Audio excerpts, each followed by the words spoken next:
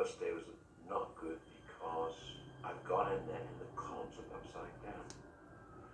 All the columns, and I'd seen it, I'd even drawn it for him, saying like this, I'd put the weight at the top. He basically said, well, the only thing I'd like to do is turn the columns upside down. And I looked at him incredulously, like, what do you mean turn them upside down? And he said, just that, put that down here. I said, okay. And the columns are not just going to ceiling, but they're just big bastards. I said, look, without damaging the floor, how long to cover the floor without scratching it? Turn each column over. He said, well, we should do 12 o'clock. I went to the first AD, told him, this is at 7 in the morning, come back at 2 o'clock, and we'll be ready to shoot. The director wants a change. Should have made hell for the construction crew, because they had to come in here and, there's all block and fall stuff. Turn them around, boom, like that. And then the floor, God, the amount of time they spent polishing this floor and just wax, and they could not get the really high gloss, and then they pull it out. And so each square was like 2 by 2, and they were polishing those things. At 2 o'clock in the afternoon, when everybody came back from lunch, Ridley was a happy camper. The columns were upside down, everything else was in place, and they shot. It was worth turning the columns over, because otherwise all that stuff would have been at the top of the shot. Those eyes are one of a kind. It's like Rutger's character. It's like, if you could see what I could see with my eyes, that's Ridley Scott. And Ridley was very demanding. I mean, from the point of view of the lighting and the acting and the design. And I remember him saying, put more stuff on her lips. Put more stuff on her lips. Keep putting that stuff on her lips. No more. I heard later that Ridley wanted me to stay in my little cubicle dressing room because he didn't want me to have too much interaction with everyone. So, I mean, that could have been part of the manipulation. Ridley, who also came from a lot of commercial background, was constantly trying to add a kind of scintillating visual stimulation to scenes. A good example would be in Terrell's office.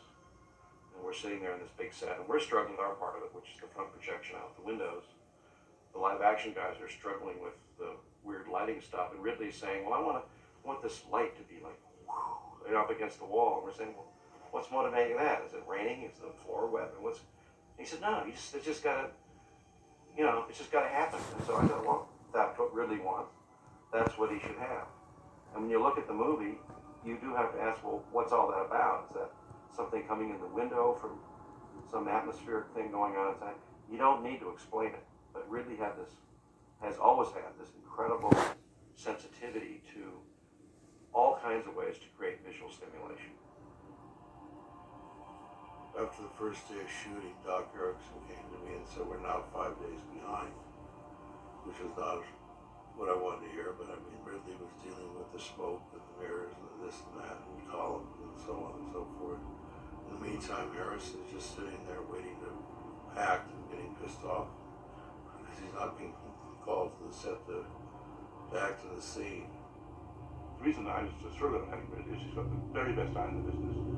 And that comes with a price, which is the time and the effort that he has to put into it. So he'd often be sitting up in the sky on crane, doing the last book on the table position, when Harrison was sort of seething and not being told what to do, and really didn't think that's it, tell him what to do. Harrison always, up to this point, had been dealing with directors, for instance, like Francis Ford Coppola, working with Steven Spielberg and working with George Lucas. There was a commonality among all three of them, which was all three of them very much pulled Harrison into the creative process of building that character. Ridley felt that Harrison was perfectly capable of doing everything he had to do, knew how to do it, and Ridley, meanwhile, was composing the picture. There's a part of you that wants to be totally in sync with the director's ambition. And then there's a perverse part of you that says, you know what, it doesn't really matter. What matters is being there and participating truthfully in whatever the relationships and the scenes are. And fine, it's just a movie. Let him worry about it. Maybe Ridley was giving me more attention than he was giving Harrison because he was making the assumption that he didn't need that. Harry was never happy on that show. He never was. Not really. The only time he was happy was if it was going to be close to rap, you know, and then he was happy.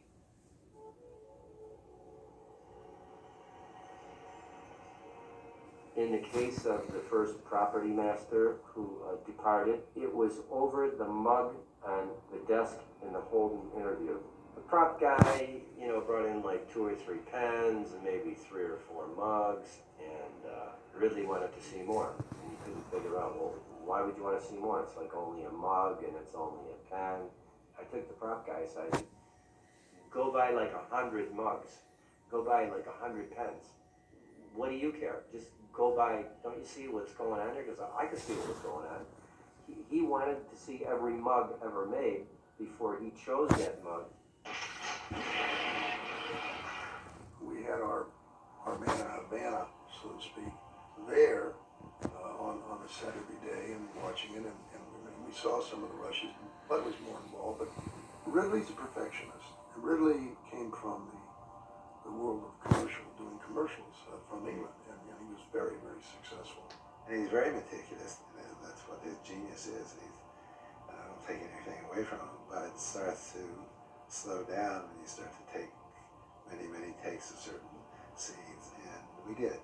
We started out, we were a few weeks behind, within a few weeks, so it was, I thought things could start to take off. Presume behind closed doors he started getting twitching like after the first week of shooting, when we were like 2 or 3 days behind, and then after the first couple of weeks shooting Terrell's room, suddenly, you know, we went back and started reshooting them, and I would have thought he went apoplectic because, you know, they had put an X amount of money and they were guaranteeing completion. You know, Jesus, I mean, I would imagine him getting pretty irate. I remember Ridley heard that they were upset at the number of takes he's done once when they were watching dailies, and Ridley got very angry. In retrospect, I think Ridley was sending a message back to them in his own way. He was having a tantrum and stuff, and I think he was letting them know, don't fuck with me. What I saw, I liked. I did think, and you know, and I told this to Ridley, I thought he printed way too many takes in those days, and shot too many takes. I didn't think he needed that. Now, obviously, he was looking for something in every one.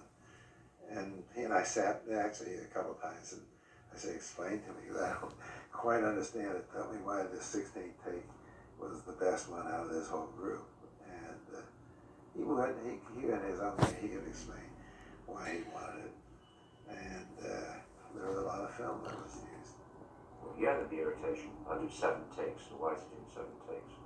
I know people do 40 takes, but 7 takes in those days were not inordinate at all. I was definitely very different. That's why I've done big, very successful commercial making, and would look at things in a different light and put things in a different way, so they hadn't seen them before. That's why you're hiring me. And I think that went on definitely, and that's, you know, I acknowledge that. Ridley's a very strong-minded, knows what he wants, knows the look. When you're trying to do a project that's this different, and you've got the studio laddie on one side, and then Ridley, and nothing ever gets made without having its difficulties. All I remember really is making Blade Runner anger at people not understanding his process or how he worked. A lot of people don't bother to understand what is it that he's trying to do. And I think that's what happened at the time.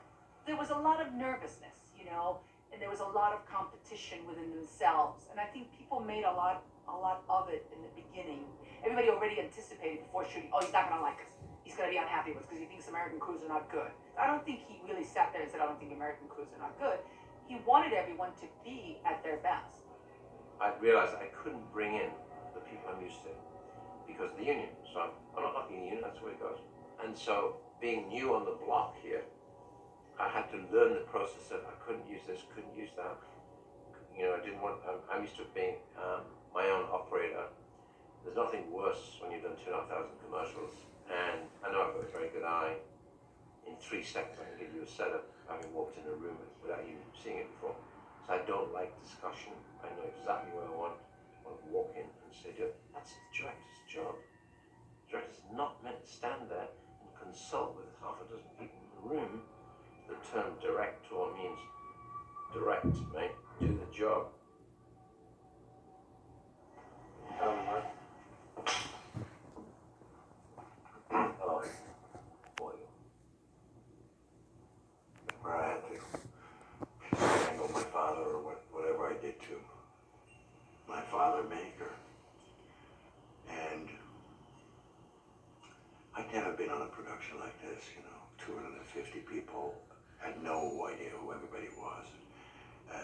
Got there at 6 in the morning and seeing this develop so slowly and start to shoot a scene one day and end up with the scene being shot 3 days later, not knowing where you started again.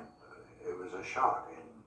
But the great part about the shock was that, there were some brilliant people at work. The DOP was wonderful to see him, how he would just paint, with his light. And it took him hours sometimes. Jordan came with his team, which I thought was fine. He's a great cameraman. And he came with 2 really good operators. And so I thought, well, I can't operate.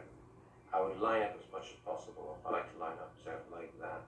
That's what I do. That's what I know I'm doing. And that is more efficient and it's faster. On any film, people get frustrated. And you have an artistic director that sees it his own way, and he's definitely the one driving the show. Jordan wasn't in the best of health, so it was frustrating for him because he couldn't jump up and be with Ridley. He just wasn't physically able. For a number of years, my father had suffered from a disease that we eventually found out was Parkinson's, that progressively through the course of the movie, it took its toll, and for the last month or so of the movie, he was in a wheelchair. Ridley, to his credit, saw past the illness and made a very bold choice in going with Jordan.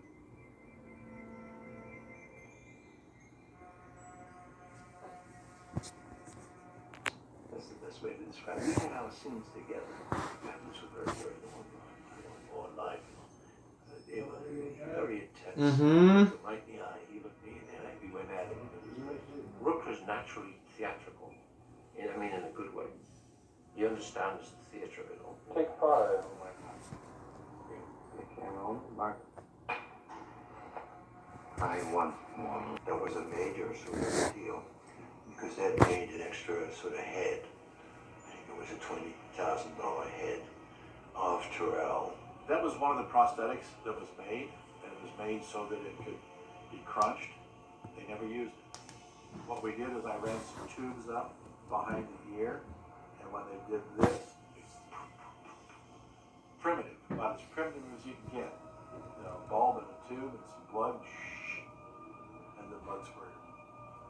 Tyrell was a replicant as well. When he got his eyes squeezed out and his head squeezed out. Nuts, bolts, springs. And that was the idea that he was another front and another form of Nexus 6, I guess. And that would trigger me to go to the next floor. And in the next floor, in the pyramid of glass, would be, Mr. Maker himself, dead for 4 years. And so I designed this sarcophagus, and Batty was supposed to be there looking at his maker. And I had him standing off to the right of the little painting I did with this sort of Mayan kind of capsule that he'd come out of, the entrance to the crypt. That was never filmed.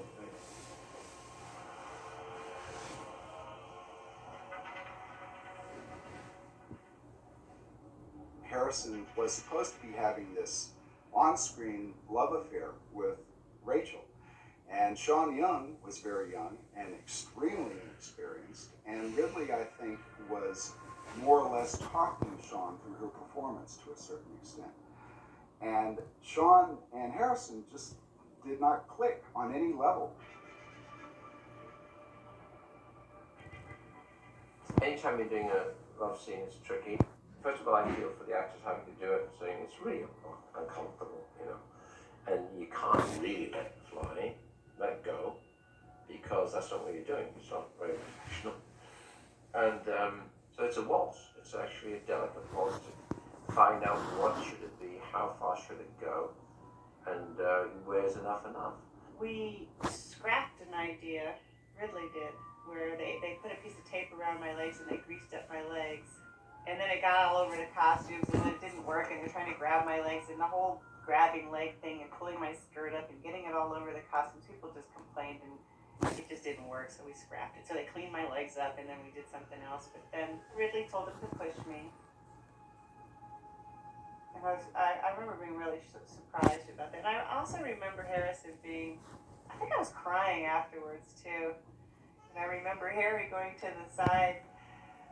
Like, I was sitting on that ledge where the blinds were behind me, and we did the scene, and he went over to the corner there, and he turned away from me, and he took his pants, and he mooned me, because he was trying to make me laugh, because I was going, and I looked up, and he was mooning me. I think I started laughing, you know, and I think what he was trying to say was, you know, hey, it's not that bad, kid. Sean had a very interesting part to play. Maybe one of the most interesting parts in the movie. She understood what was going on. She did, I think, a good job. Harrison was always the great technician. I mean, no, kid, you have to sit here. Your face has to be here. You have to be here. You have to move over that way. You know, back up. Come here. He always knew exactly what to do, and you know, very much a technician in terms of lighting and talking. I remember we had a metronome that was supposed to sort of create a rhythm, and we had this metronome going, and he went over it and went like that, and he stopped it. I said, why'd you do that? And he says, well, I don't feel like looping it, kid, you know? And I was like, what's looping? You know, I had no idea of anything. So he was very much kind of making fun of me more, but, you know, pointing out my errors. Harrison never left his dressing room unless he was shooting, so there wasn't a whole lot of interaction with any of us in Harrison or Ridley and Harrison. And it did seem to, when Harrison came, he came prepared to work, and that there wasn't a lot of dialogue. I think that's fair to say between the two. Maybe all of that unhappiness actually helped him, you know, to at least subliminally convey, you know, Deckard's own desperation and his own unhappiness with his own lot in life. Because Blade Runner, for better or worse, is one of Harrison Ford's signature performances. I think it's one of his best performances. Harrison Ford is probably one of the smartest actors I've ever worked with. Top of the line, A, for what they can do, but B, they're able to do it because they're smart. It's not just intuition, they work it out, you know. Sometimes they don't comprehend what I do for a living in a big movie. My performance is important as any other performance of any person in that film, particularly this star. My film, the film that I make at the end of the day of my movie, it may be a team thing as well, but I'm taking the knocks, I'm taking the bashes, and probably I've developed it, etc., etc. So yes, it's my movie. And I'm inviting people to come in and do it, and that's what a director is. I found it really easy and very encouraging to do what you feel. Go ahead. And then if you liked it, he'd just smile. Be very happy, and maybe then if you liked it, he'd even ask you to do something else, you know, because that was fun. Let's do something further, you know. I can't imagine an actor not liking it. Decker, good to see you, old buddy. Downtown LA in front of the Bradbury building in the middle of the night, usually our call pretty much always was at sunset. Or vampire hours, you know. I was, you know, kind of buried in a pile of trash, much like the screen test, and kind of met J.F. Sebastian the first time, and also there was, of course, lots of rain, and so one time when I was kind of running away from J.F. Sebastian, I ran and hit the van, and my arm went through the window, and it wasn't breakaway glass, so I still have a scar. It's a little bit keloided, so you can see it. But I had like 8 chips or 9 chips taken out of there, and there's still some more floating around in there, I think, which didn't help during the back walkovers and things on the chipped elbow. I filmed in the Bradbury building before, which is very pristine, very clean, an amazing place.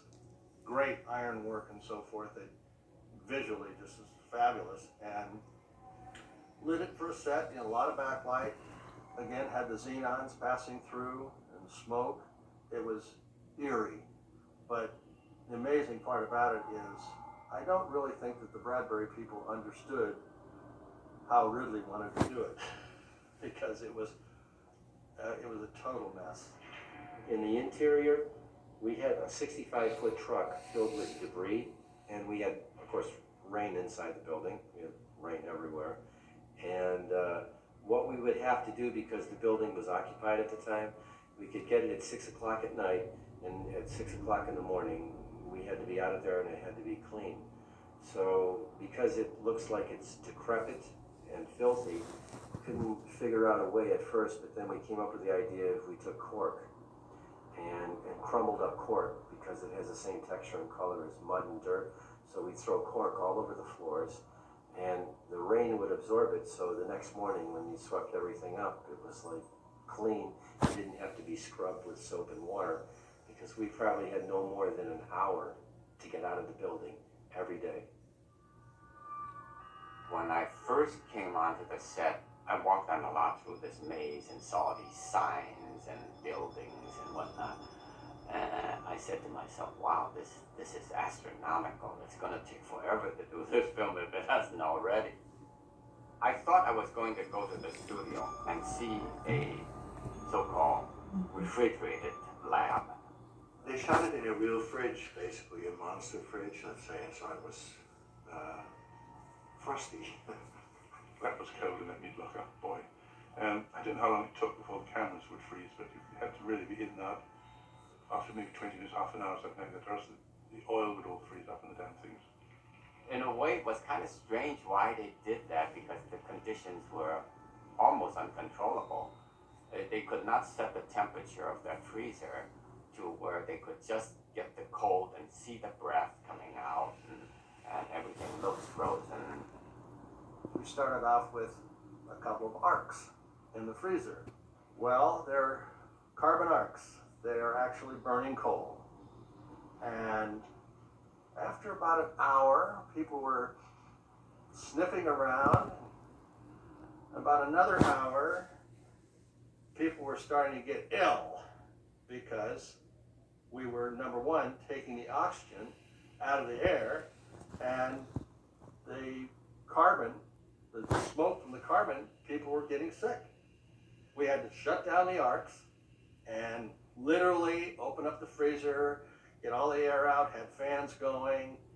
The lights were not working, and then, people were yelling what they're gonna do, and bring the lights out and the camera, and the producer was on to Ridley, and that's good enough, that's good enough, or whatever. I like I said, wouldn't want to work in that atmosphere again. It's just too much. Too much was at stake at too short a time.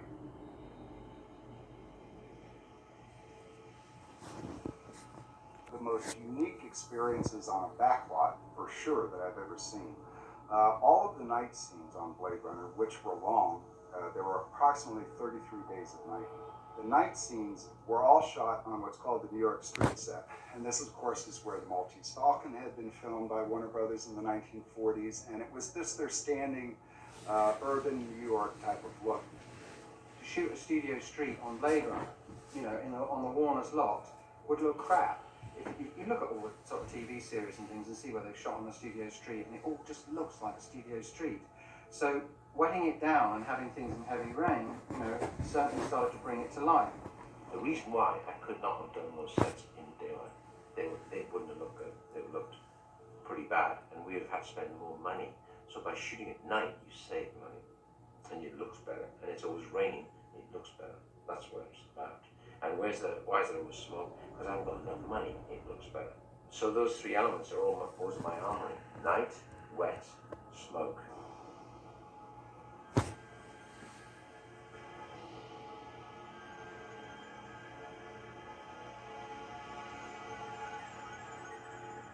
Someone on the crew once said that if you walked on the Blade Runner set, you felt like you were at a Pennsylvania coal mine.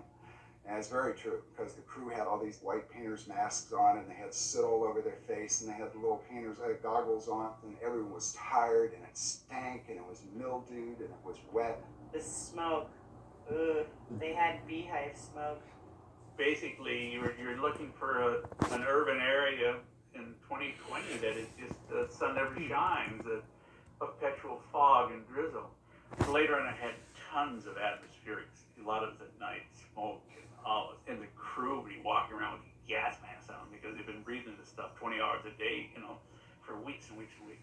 I was outside the stage. It was full of smoke too. Ridley came out to smoke a cigar or something, and I looked at him. I said, "Ridley, do you have smoke in your house?"